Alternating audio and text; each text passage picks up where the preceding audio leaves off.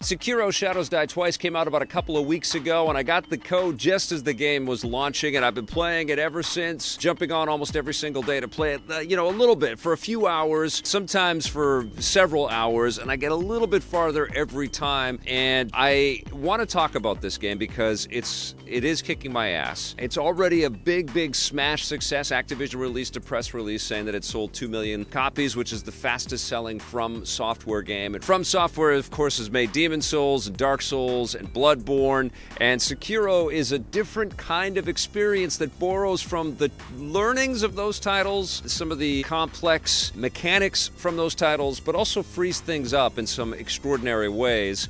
And I guess I want to talk to those people out there that have been on the fence, that haven't checked out this game. Maybe have heard that the game is incredibly brutal and tough, and it's not for the faint of heart or people with other things going on in their lives, if they're busy people or if they don't have the patience. Maybe they've got a heart condition. Maybe they don't want to throw too much at themselves by jumping into this game. I want to just calm you down and quietly assure you that as frustrating as this game gets, it's also, I think, the best game that I've played from.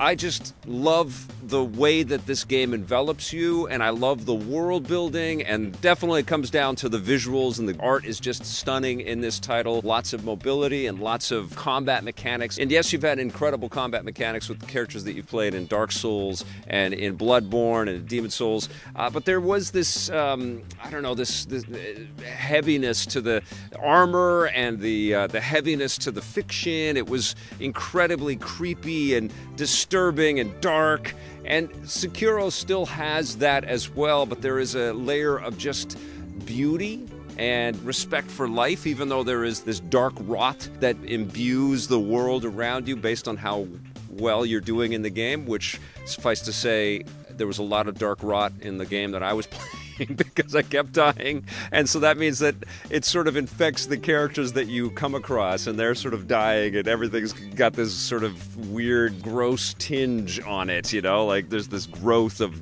death on everything.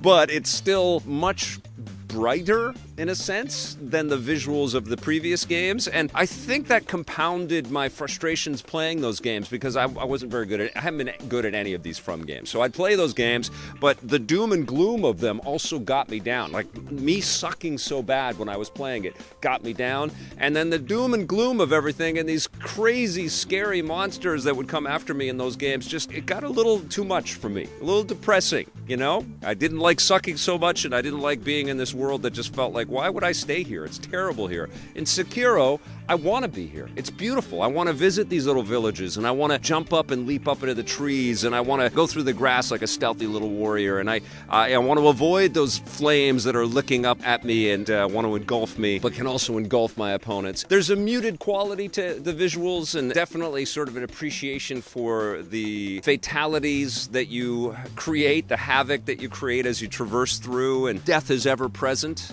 And there is this respectfulness around death. I mean, even going back to shrines and these different kinds of statues and things that you'll meet up along the way, there is this, I don't know, this poetic kind of quality to the way that the game unfolds before you. And that was true from previous From games as well. There's always been this very literate elegance about the way From builds their worlds. And Sekiro maintains that, but I guess I just love this ancient Japanese lore. It's just really beautiful. I mean, that's really what it comes down to. The game is beautiful. I love the movement of my character. I love the expressions of people combating oppression, some of these allies that you might encounter along the way. And I even love the boss battles that crush my hopes and dreams of progressing. But